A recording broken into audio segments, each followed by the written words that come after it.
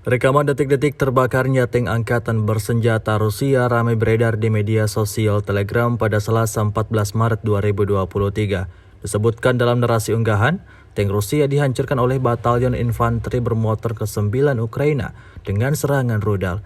Tak habis sampai di situ, melihat awak kendaraan militernya yang masih hidup dan terkapar di sekitar tank tersebut, militan Ukraina kemudian langsung melemparkan granat ke posisi target.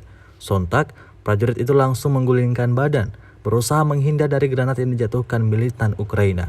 Belum puas, pasukan Zelensky lagi-lagi melemparkan granat mematikannya pada titik lainnya yang terdapat tentara Rusia di sana. Hingga video ini beredar, beragam komentar dituliskan warganet.